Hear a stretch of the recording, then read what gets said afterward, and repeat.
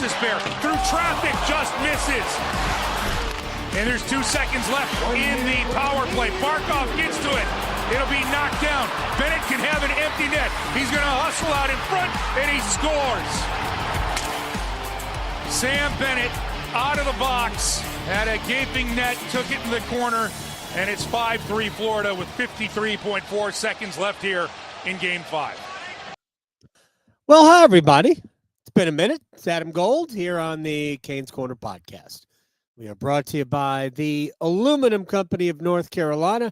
If it is for the exterior of your home, you can find it at the Aluminum Company of North Carolina on Hamlin Road in Durham. No place like it. Sammy Hanna and his crew do a great job. We thank them for their support. We thank you for your support. Second foray for us post-Hurricanes season. We jumped on about, 10 days after the final whistle. As you heard there, Sam Bennett's empty net goal that cemented the Panthers' Game 5 win.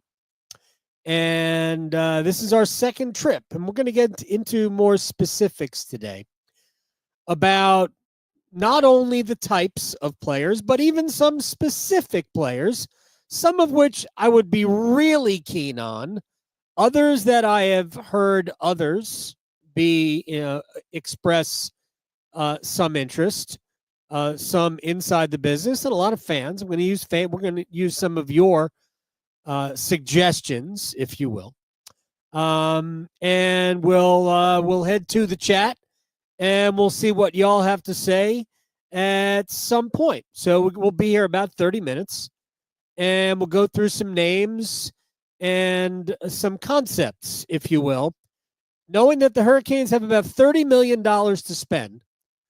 And right here, as we sit here, and I'm not going to assume that Scott Morrow will make the roster. We'll leave that as an assumption that he won't. We will agree that Alexander Nikishin will. The Hurricanes have about $30 million in cap room.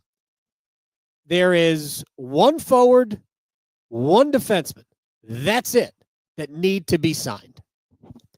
If you say Morrow's going to make the team, they have one forward that needs to be signed.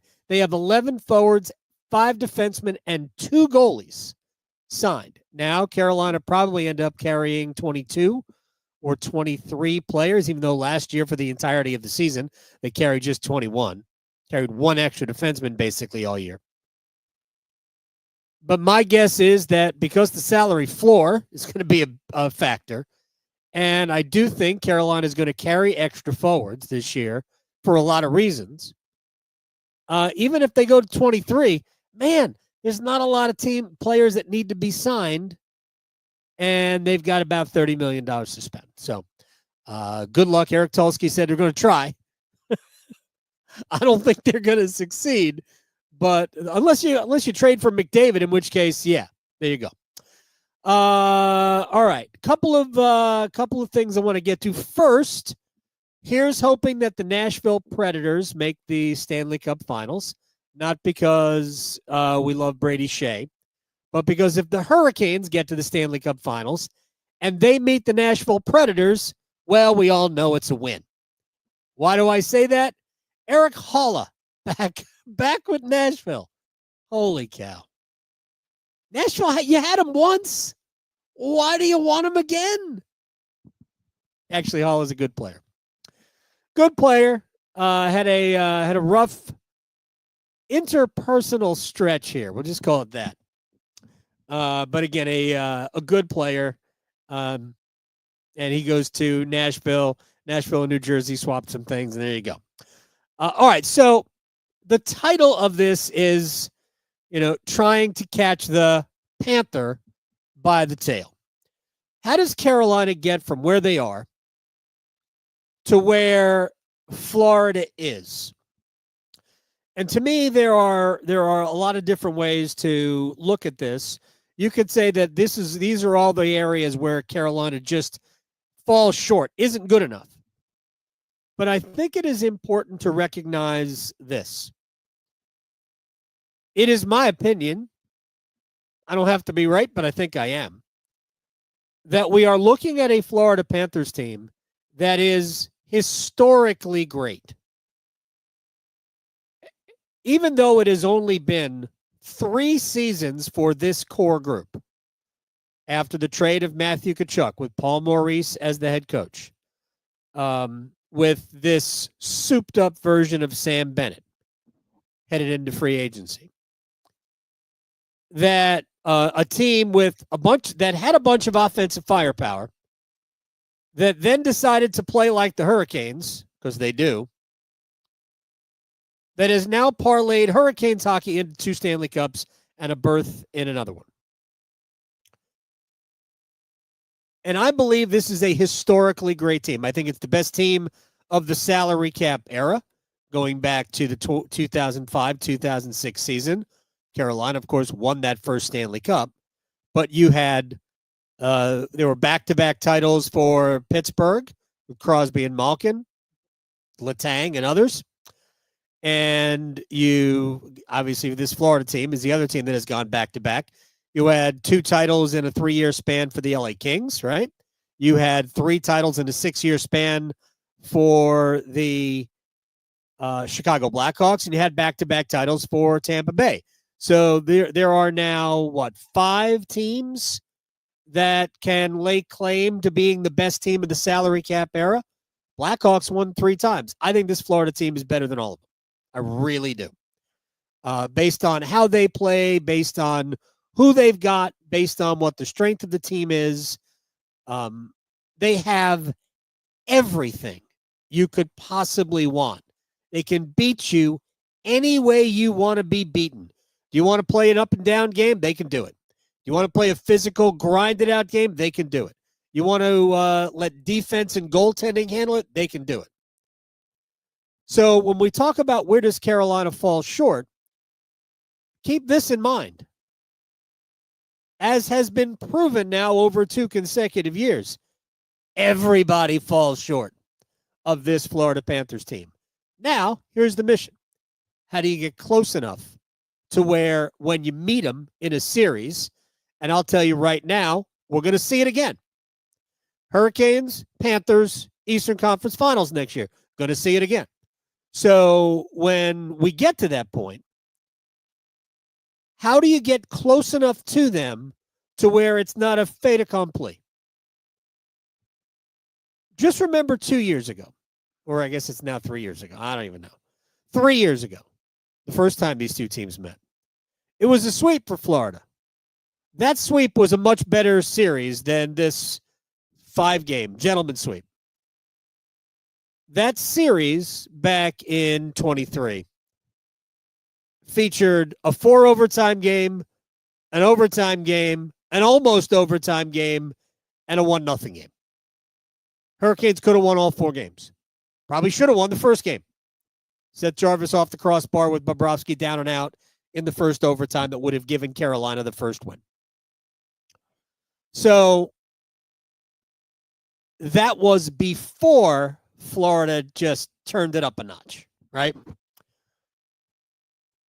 So obviously they are better. I'm not sure that this version of the Panthers, matter of fact, I'm sure this version of the Panthers this year was better than last year's. And before we get to where the Hurricanes need to improve, we're going to go under these assumptions because I think these assumptions are important. Sam Bennett and Aaron Ekblad will both re-sign with Florida. I don't believe Brad Marchand will, but Ekblad and Bennett will be back. They'll be back. They might even be on the exact same contract. We might be looking at 8 years, $7.5 million, $8 million each, whatever it is. Florida's got $19 million worth of salary to spend. They've got those 2 players, and then they need to fill out the roster. Clearly, there's a hole in the middle 6 with Marchand walking away, more than likely. Although if Marchand stays, that means that either Ekblad or Bennett will go. I have a hard time believing they let either go, but if either does go into free agency, if I were Carolina, they would, either one would absolutely be a priority for me. Way more than Mitch Marner. Not even in the same ballpark. I would take Aaron Ekblad over Mitch Marner 1 billion times in a row. Sam Bennett over Mitch Marner 1 billion times in a row. Not that Bennett's a better player than Marner. And I'm not even going to base it on the fact that Marner has been less than spectacular in the postseason. And it brings us to, what does Carolina need? Where do the Hurricanes fall short of the Panthers? And it brings us to this. So, again, I'm going under the assumption that Sam Bennett and Aaron Ekblad are coming back. Here's where Carolina falls short of Florida. Barkov, Bennett, Lundell. Center, center, center. We'll call them 1, 2, 3. For the Hurricanes, Aho, Staal, Kotkaniemi. Whew. Problem. We understand Carolina must improve the center position. It would be awesome if we were sitting here and Jesperi Kotkaniemi were actually good. But he's not. Not that good. He's an NHL player. He's, to me, he's not, he doesn't profile as a 4, but he's just not consistently good enough to be anything other than a wish. So for me, no. If you're a bad team, then yeah, you can give him 18 minutes of ice time. And it'll probably get you 40 to 45 points, but I don't think you're going to win you any games. So center. And honestly, if we're being, and if, I hope we're being honest, it's a pretty glaring gap between Florida and Carolina right now at that position that Carolina must do some work to close. How about scoring winger? Verhaeghe, Tkachuk, Reinhart. There's a lot of goals there, people. Carolina, Jarvis, Svechnikov, Blake, or Hall, or Stankoven. Right? Carolina's got good depth, but it's good depth, and other than Jarvis, and we would love to hope Svechnikov, but even that's a wish, right? It's not awesome. So goal scoring away from the middle of the ice.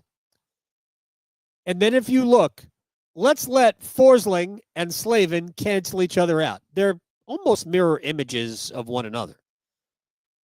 I believe Slavin is better, but it's only by this much. Forsling's an elite player too. So they've each got one of those. With the re-signing of Ekblad, they'll have Ekblad, Seth Jones, Nico Mikkola. Total eye-opener for me in the series with Florida. Just how good Mikkola was. I knew he played well in the other two series, but I really thought that Carolina could expose him, but boy, was he dynamite. Big, physical, talented. In the other three spots for Carolina, the Hurricanes don't even have, I guess we'll put Sean Walker there. But Nikishin, rookie, no idea. Chatfield, I love. Walker, I like. It's not as good as Ekblad, Jones, and Mikkola. There's another, so there'll be three areas where Carolina falls short. Then we get to in goal. We don't really have to explain it. Although Pyotr Kochetkov playing against Sergei Bobrovsky or Andrei Vasilevsky or Igor Shesterkin or Elias Sorokin had been pretty good. And even in game 3 of the series with Florida, I kind of thought Pyotr Kochetkov was good until the Hurricanes melted down. And then once it went haywire, he also went sideways. And then there's an intangible area where Carolina clearly falls short. There is and I'm not talking about being, a fighter or anything like that, because team toughness isn't necessarily fighting. But there is an attitude, there is a fearlessness and a physical, rugged tenacious quality that Carolina has to an extent, but needs to bring a little bit more. And if you don't believe me, I will let you hear from my conversation with Jaccob Slavin, because I asked him at the exit meeting. And by the way, real quick, for those people who are listening to this in regular podcast form, I'm going to attach the conversation I had with Jaccob Slavin at the end. So you'll get to hear it's about 8 minutes or so at the exit meeting. I thought it was a great conversation with Slavin. And in the next couple of weeks, we'll tack on the one I did with Sebastian Aho and the one with Jordan Staal, because I thought they were all good. But I'm not going to sit here and listen to the Slavin thing and stare at the camera. So we'll tack it onto the podcast when we push this out in podcast form. But here's what Slavin said. I said, I want you to play GM for me. And I want you to tell me, give me something, an element, not a player, an element that you believe this as a team group, needs. and it can even come from within, just a little bit extra team toughness. I mean, I can be the first one to speak up that you knocked Barkov on his rear end during but just, physicality. I mean, that's never really been a huge part of my game, and so I know I can add that a little bit more. Not in the sense of going out and like crushing guys every shift, but just as a team being harder to get to the net, making it harder on other teams to stop us from getting to the net. Little things like that, and I think we started to add it a little bit better this playoffs of just finishing defensemen every time we go in on the forecheck, making it hard, being hard to play against, but then also sticking up for each other a little bit more, a little bit better. And again, I can be the first one that can be better at that, because that's not my game, but just having that care factor to do it. All right, so that's Jaccob Slavin. Talking about the Hurricanes becoming a tougher team. And I thought, I'm not even sure, because I was reading some of the comments there, if he mentioned being tougher in front of their own net. And if I was going to criticize whether it's Slavin or anybody, because he's not alone, that is the area of Carolina's blue line which could probably use the most improvement. In front of your goal, clearing people out.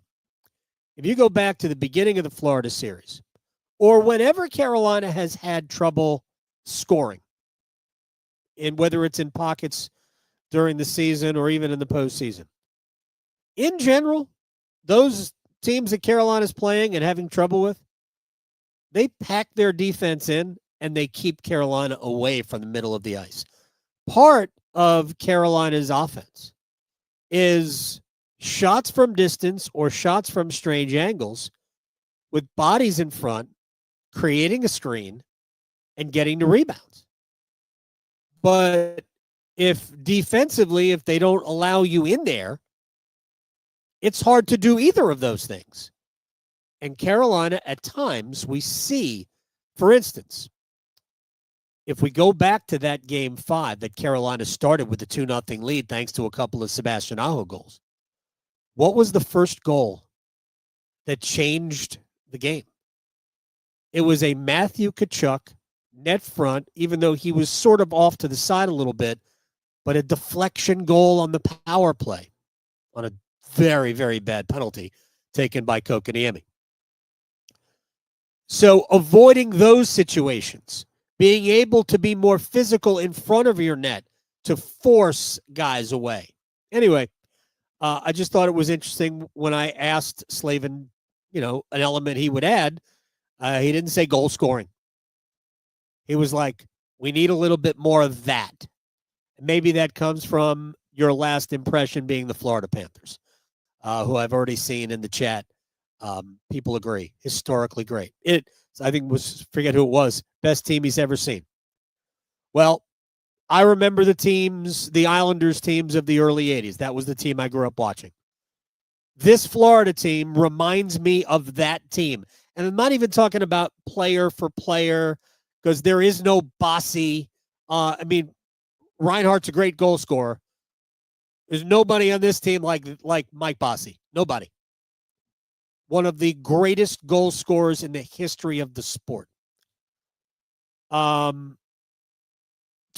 and Barkov were kind of similar, right? But again, they don't have a Dennis Potvin, right? But what that Islanders team was they were so versatile, such an amoeba.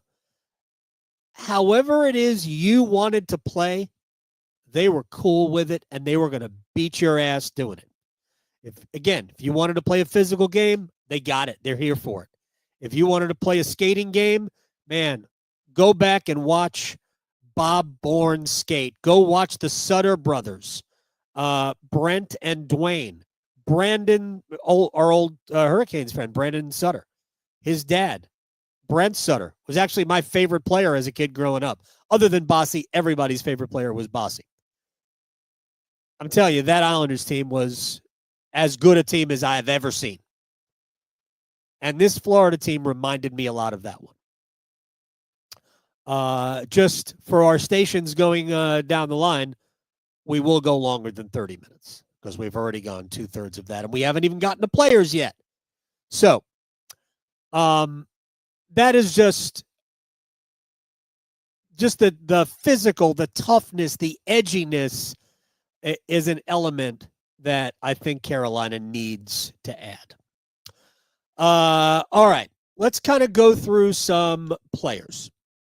First of all, I mentioned I think Bennett and Ekblad will stay in Florida, and that means that Brad Marchand won't. It's not, and some of these I don't think the team will be interested in at all for age reasons. But this is not about what I think the team will do. It's what I would do. And if I think the team won't, I'll tell you. I would absolutely talk to Brad Marchand or make him talk to me. Now, I'm not saying you write a blank check. And with a guy who's going to be 37 next year, I think his birthday is at the end of the season. Like, I think he just turned 37. Could you do a 3-year deal for Brad Marchand? I would. 3 times 8? I would do it. So, in terms of free agents, there ain't a lot there. I know the Hurricanes are reportedly very interested in Mitchell Marner. I said this on the radio. I'll say it again here. That's fine. By all means, if you want Mitch Marner and you think he'll help you win, go get him. But you know what Mitch Marner doesn't address? Any of the things where Carolina falls short. He could address goals, but not from him. You would be addressing goals by Marner being such an elite passer that he will get other players to score more goals. Don't know if that's true or not. I put that in the wish category. But here's what I do know. Marner, not really a goal scorer. Can score goals. He is very Hurricanes-y, though. So if you were adding Marner, I just think you need to add all of the elements we just talked about. You still need a goal scorer. You still need a center because he's not a center. You still need a top right defenseman. And you still need some edginess. So, yay. Marner, great. But, all right, moving on. I would talk to Brad Marchand. We'll try to go through some free agents here right away. I know there are people out there that really like Brock Besser. Here's a question for you. Why is Vancouver not interested in Brock Besser? I'm not suggesting that there's anything wrong with Besser. I'm not 100% sold that Besser is a difference maker for Carolina. He will score some goals. There's no doubt about that. I believe he's got 30 in each of the last 2 years. But I'm not in love with Besser. I'll put Besser in the exact same category as I would put Robertson from Dallas. Jason Robertson is a very good player. Why is Dallas looking to move him? I know they have cap issues. Dallas has serious cap issues. How serious? If Dallas is really serious about cap problems, then what's up with Wyatt Johnson? I'll take him. That would solve my center issues. Might help in goal scoring down the line as well. I'd be all about Wyatt Johnson if you want to do that. I'm not so sure I'm that interested in Jason Robertson. I am interested in Mason Marshmount. Excuse me. Who Carolina actually was reported to have signed or to agreed free agency a couple of years ago, but Dallas swooped in with the exact same deal and got him. By the way, Dallas, Texas is a no state income tax state. So let's get back to the free agents. Marchand, yeah. Besser, I don't know. Nick Ehlers. I know that the Hurricanes have loved Nick Ehlers for a long time. And I can absolutely close my eyes in seeing that happen. He does add some goals. He doesn't add necessarily the toughness. He's not a center, but he does score goals. He's not quite the defensive player that he used to be, but I think he is a willing forechecker, and certainly that would be fantastic. But I think more likely, and I've said this before, it is more likely that the Hurricanes improve through a trade. So I'm just going to roll through some players that I think Carolina should be interested in, or that I would be interested in. And I will start with Tomas Hertl. A, he's a center. B, he can score some goals and compile points. Not like an 80-point-a-year guy, but I think Tomas Hertl could be a 60-point-a-year guy. He's a center. He's a left shot center, which I'd rather have a right, but I think Tomas Hertl would definitely fill a 2C role for Carolina. Keep in mind, Vegas is very interested in Mitch Marner, and they've got a clear cap room not to sign him. They can sign him right now. They've only got $9 million in cap space, but they also don't have they still need to do a few other things. So if they want Marner, they're going to have to clear some room off the deck. They're making defenseman, is it Nick Hague? They're making him available by a trade. Now, I don't think Carolina wants him, but I kind of I wouldn't hate ending up with Tomas Hertl out of all of this. And Vegas has good centers. You've got Eichel. Look, I don't think the Golden Knights are trading Jack Eichel, but that's another player I wouldn't be opposed to tracking down. Jack Eichel's got 1 year left in a contract that pays him $10 million a year. So are they going to trade him? No. But it wouldn't hurt to ask. But Tomas Hertl, there's a name for you. I still think Elias Lindholm can play.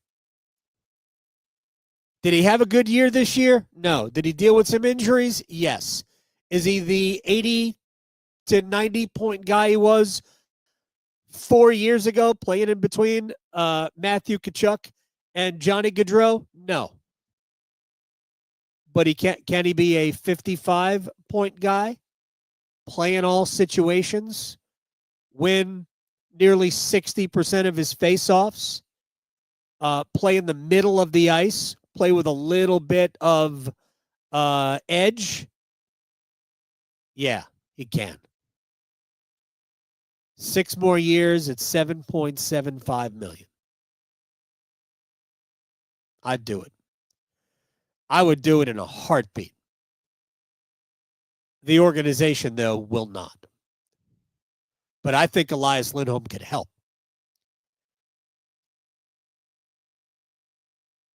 I just think he is. It has nothing to do with that he used to be here. Well, actually, it does, actually, because he always wanted to play for this head coach. He's never gotten a chance to. So that's a guy I would absolutely bring back. I don't know what it would take to get him from Boston. But while I'm on the phone with Boston, while they're turning me down for Elias Lindholm, but of course this front office isn't going to ask for Elias Lindholm, I would ask about Charlie McAvoy too. You never know. Here's a couple of other guys I would be interested in. I wouldn't be afraid of Jean-Gabriel Pageau with the Islanders, right centerman.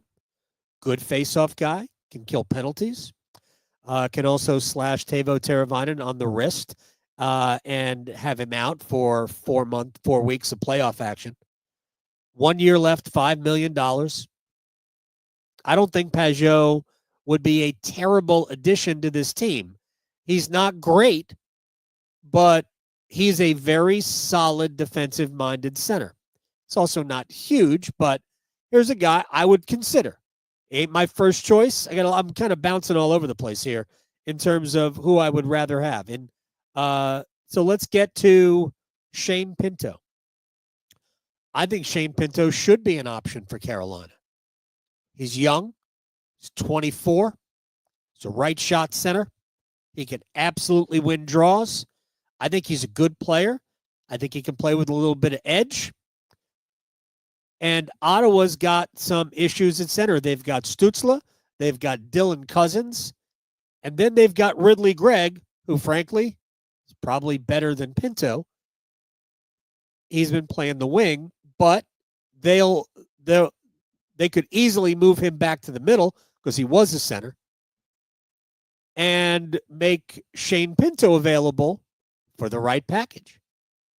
And I think Pinto, who is 1 year away from becoming an RFA, makes 3.75 now. I think Shane Pinto is a piece, a legitimately good player that can help you. And maybe down the road, he's not necessarily an ideal 2, but he is certainly, A, he's a righty, and B, I think he's a pretty sizable upgrade. And don't look at, raw scoring numbers and say, well, he's only the 30-some-odd points. If you've watched, and I've seen a whole bunch of Shane Pinto play, I think Pinto would be a good player for Carolina. So there's somebody else I would consider. These are centers. I would call Buffalo about 2 players. J.J. Paterka looks like he's a guy who's going to get moved. I would absolutely be interested in that. 23-year-old who could score. He had over 60 points this year.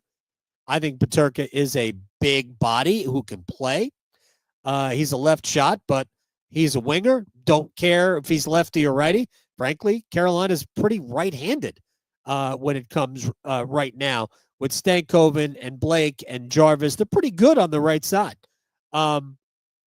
I would be trying to think of another. One more center I would be unafraid to take a risk on, and it would be a sizable risk. Mika Zibanejad. I don't know what the Rangers' plans are. They traded his buddy Chris Kreider, and I know that Chris Drury, the GM, actually flew to Sweden to meet with Zibanejad and his wife.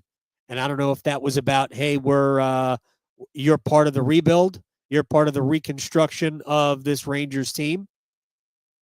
And I think the Rangers are going to go after Mitch Marner. But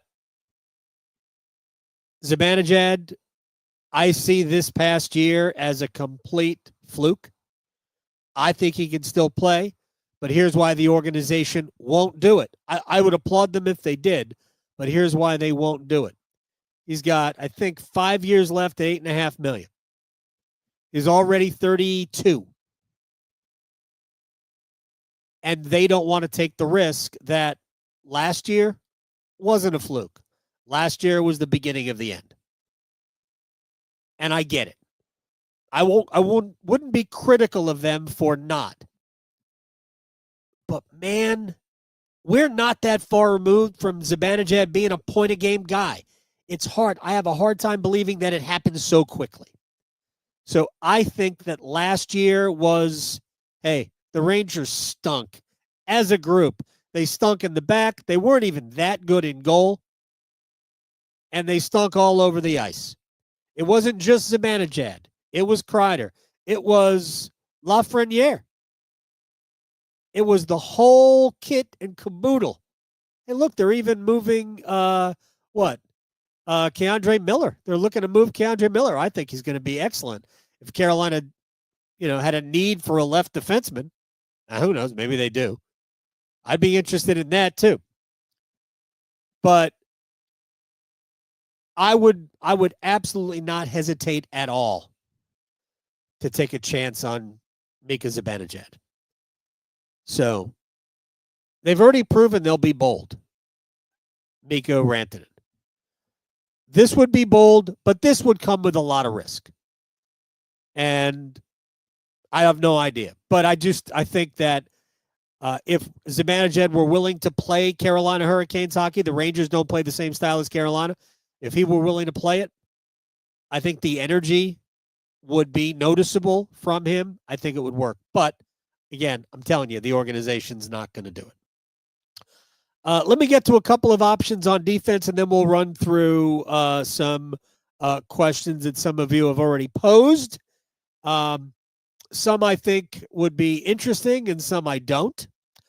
By the way, did I mention Alex Tuch for Buffalo? I would explore Alex Tuch, who's got 1 year left at 4.75. He's a winger, but he can score, and he's a big body and an awesome, awesome dude. On defense, Rasmus Andersson from Calgary.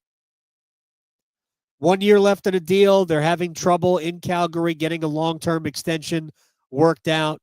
To me, Andersson could play with Slavin. I think you'd see his offensive game go up a little bit more. He's had at least one 50-point season. I think he'd be a good fit. I don't know that he'd be awesome. If you're looking for like a serious offensive player, but a non-serious defensive player at the blue line, I'd be interested in Noah Dobson, who I know somebody who hit me up. It might be in our chat right here. Wanted Noah Dobson. I just think that you are at that point saying, yep, Jaccob Slavin, you are once again rolling with a guy whose offense not only, but primarily. But he is 6'5". He is young. And who knows? Maybe in this system, it'll work. But I would certainly consider Noah Dobson. I do wonder this. A couple of years ago, the Hurricanes were very close to bringing in Erik Karlsson. Now, personally, I am fundamentally opposed to Erik Karlsson. But with all his cap room and only 2 years left on his deal, I could almost see Karlsson for 2 years. I could almost see Carolina going, yeah, we can give it a shot. I wouldn't. But I just throw it out there because Karlsson is definitely available. Pittsburgh is ready to move on. All right, let me run down some of your thoughts, and we'll maybe tie up some loose ends here. So Trent, who asked me, what is most needed player-wise? Well, if I already told you the areas I think Carolina needs to address. I think the most important area for them to address is center. Like, I'm not saying that you don't need a defenseman. I think they need all of the areas. But I think the biggest search for them in this offseason is finding a center, an upgrade over Kotkaniemi. And I'll throw this out there. I wouldn't be opposed to an upgrade over Kotkaniemi and Jankowski. In my ideal world, Mark Jankowski is a healthy extra. In my ideal world, I would be all about that. That Jankowski is in the press box 40 games a year. I think Carolina, their goal this year should be to have options game in, game out on the roster. So I answered Trent's question. David, how much is too much to pay for a Mitch Marner or somebody like that? Well, I think the answer is it depends on the player. How much is too much for Mitch Marner? Again, I've already made my feelings known. I think Marner is more of a luxury buy. Carolina can afford it, but I think he's more of a luxury buy because I don't think he solves their needs. But for the right player, yeah, I wouldn't worry about it. Seriously, for the right player, I think Carolina can spend. I mean, you're not going to spend $16 million, but Connor McDavid is entering the last year of his contract. This bad example, but I'm going to use it. He's entering the last year of his contract. I'd have no problem paying Connor McDavid $19 million a year. Okay. I mean, if you were able to pry Jack Eichel away from Vegas, that's a $12 million a year player. If you could forget about signing Mitch Marner, if you could convince Toronto to trade you Austin Matthews or William Nylander. I mean, those guys, those big ticket items are fine. Write them. I mean, you got to spend the money. You might as well spend the money on the right players, on the players who will produce. I know all about Austin Matthews in the postseason. I get it. Connor McDavid didn't score. He scored one goal in the 6 playoff games, 6 Stanley Cup Finals games. Let's see. Bill wants an offensive right defenseman, a center, a scoring winger, and a goalie. Bill's been listening to the day job, and he's been listening to the podcast.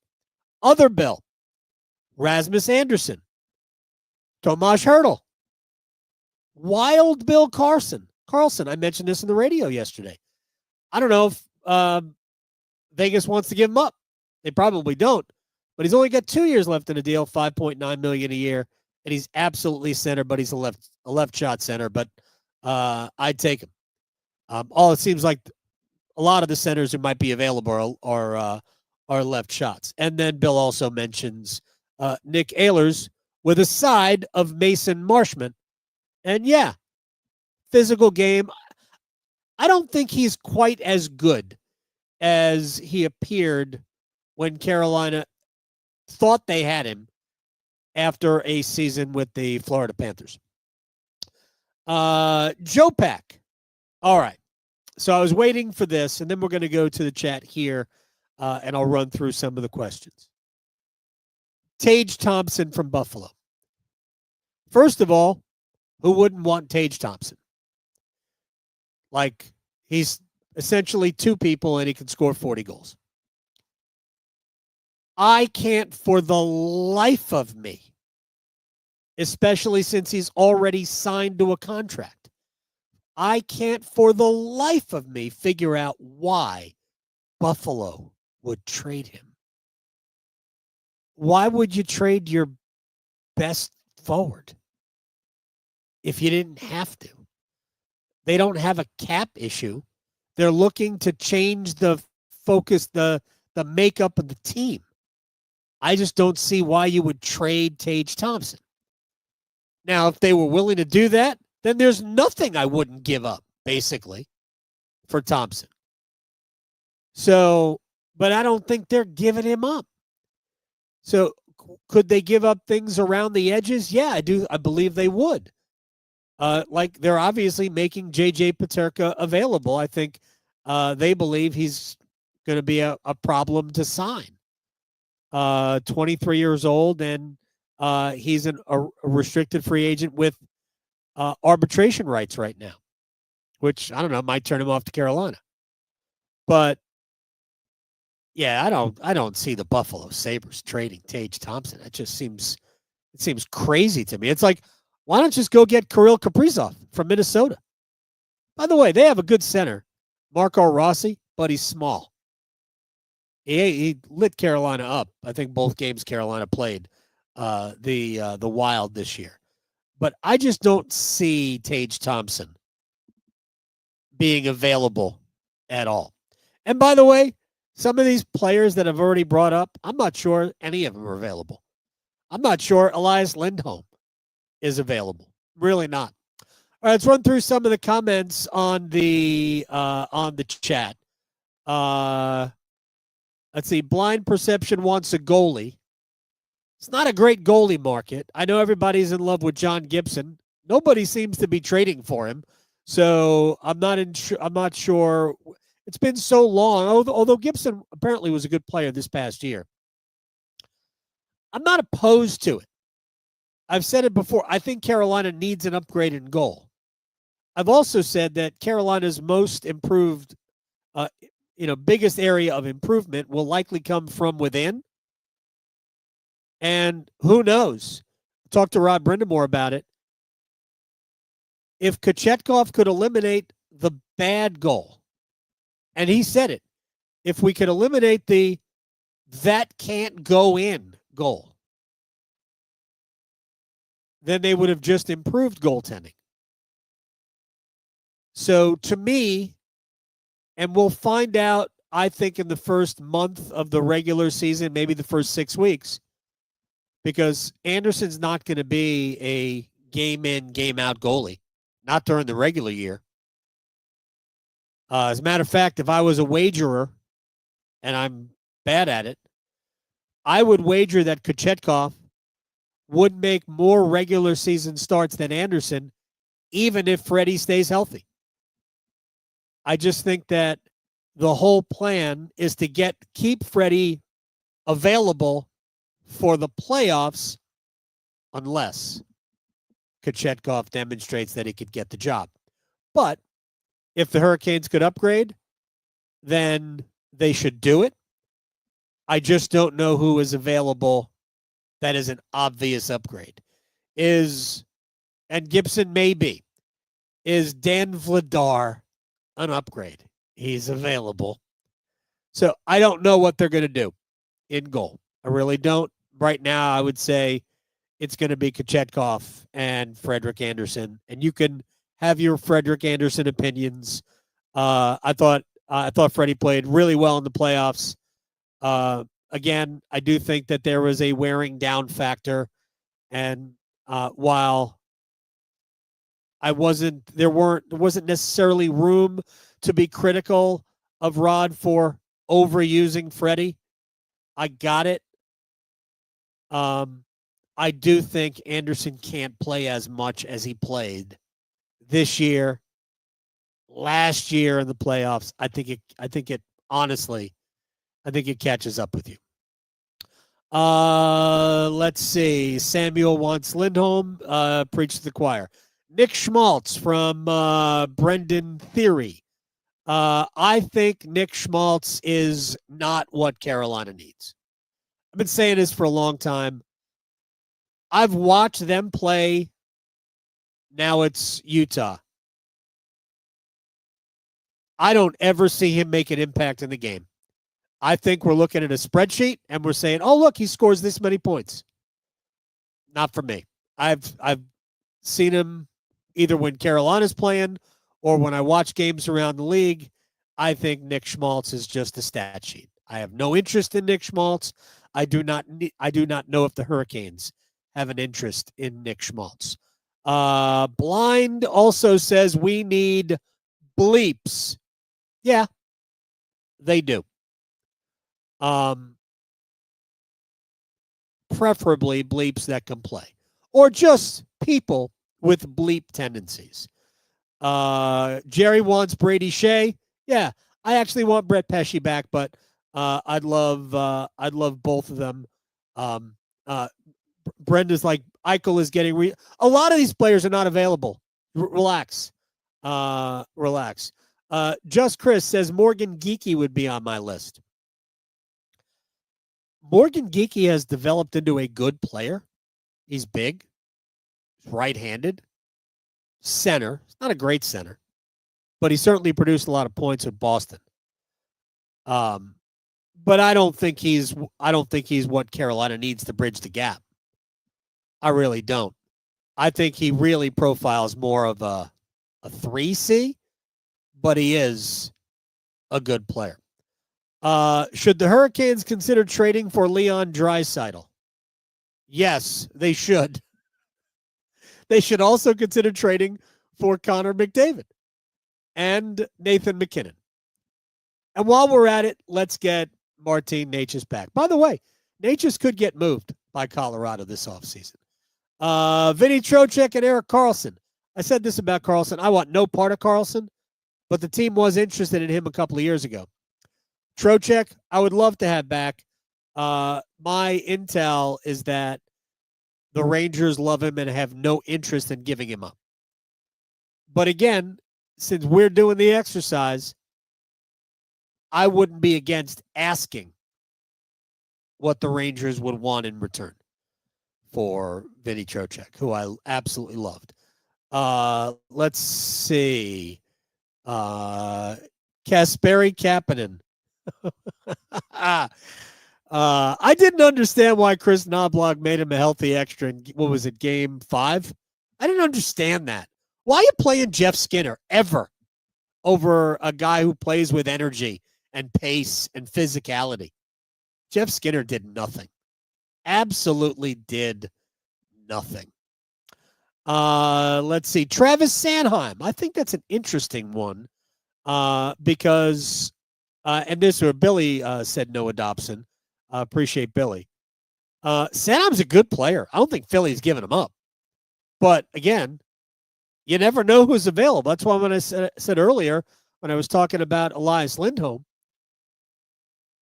while I'm on the phone, I'm asking about Charlie McAvoy because I think McAvoy would be the ideal pairing for Jaccob Slavin. You get physicality, you get nastiness, you get offense, you get youth, all the things that Boston won't give up. So, yes, all of that. And I guess this whole thing began today. I saw the odds from FanDuel and Bet365 and BetMGM and all the sports books, DraftKings, where two of them had the Hurricanes as the betting favorite. Not even kidding. And I know we all have opinions about why they're the betting favorites or among the favorites, because two of them had the Hurricanes as the betting favorites and two of them had Carolina as the 5th choice, which frankly is probably more accurate. But you know why they're among the favorites? They're good. It ain't that hard to accept. They're good. They're good with the means to get better. A close on this. If you look at Carolina's group right now, let's just look at, we can look at both forwards and defense. We know Alexander Nikishin's going to be part of it next year. My guess is he will play with Jalen Chatfield. I like that pairing. We'll see who plays with Jaccob Slavin right now. If I was going to guess, it would be a player not here. I don't believe Sean Walker is good enough to play with Jaccob Slavin on a regular basis. We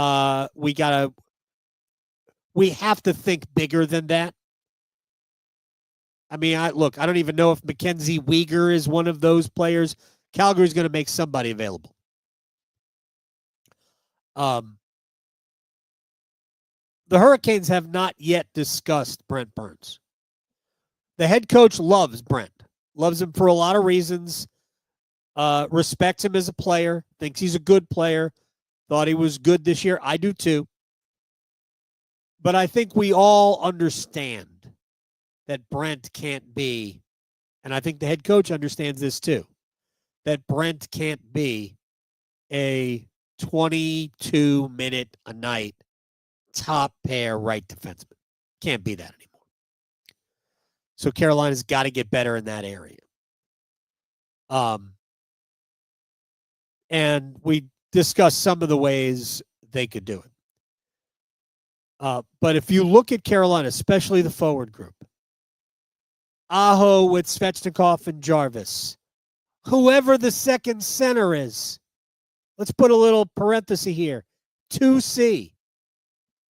Barring an issue, barring a trade, you've got, I don't know, Blake and Taylor Hall. Right? There's room to get better all through that line. I kind of like the way Logan Stankoven played with Staal and Martinook. I'd leave that together. I think Stankoven is effective as a player in that style, in that manner. I think he spearheads that forecheck pretty well, and they create offense out of it. I think Stankoven will score his points, even with that line, and you can certainly move him around.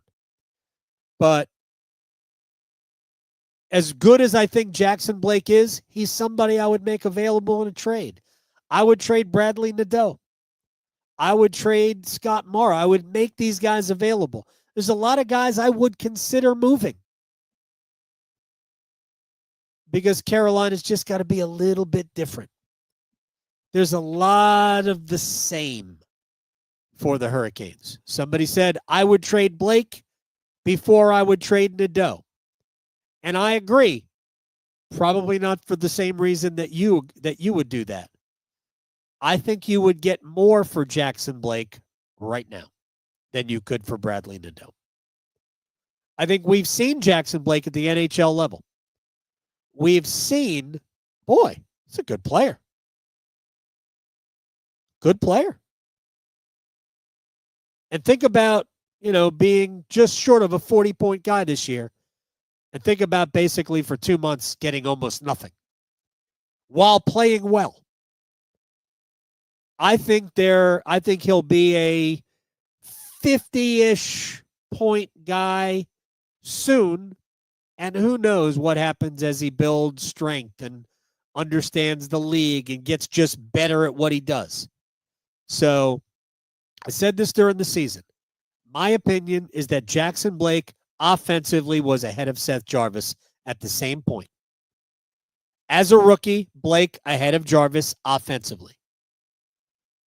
Where Jarvis is today, nobody could have seen when he was a rookie. That's a credit to Seth Jarvis. We'll see what kind of improvement Blake makes. There's a really good player in there. He'll get more consistent offensively. He'll stop making the, young mistakes that he makes with the puck. But I would consider moving him for the right deal. For the right deal. Hurricanes have a ton of ways to do this. Very little will happen in free agency. But if we could trade for Hertl, add Marchand, maybe Peterka, and Rasmus Anderson. See you in the Stanley Cup Finals. I don't know, making it up. Anyway, thank you very much for hanging out. This is the Canes Corner podcast brought to you by the Aluminum Company of North Carolina on Hamlin Road in Durham. We went a long time. I talked too much. We'll do it again in about a week. And by the way, when this drops on Thursday, we will be 8 days from the draft, and we are inside of 2 weeks right now from the start of free agency. It is the 18th. It'll be the 19th of June when this drops in the morning, and pretty close to it all hitting the fan. But of course, there's not a ton of free agents, so it might be kind of a slow news day on July 1. And I'll be on the radio that day anyway, so come to 99.9 The Fan for all of your draft needs. All right, as we leave, I promised you Jaccob Slavin, so for those of you who are just listening in podcast form, my conversation with Jaccob Slavin will take us out. Until next time, I'm Adam Gold. This has been the Canes Corner podcast. Take it easy.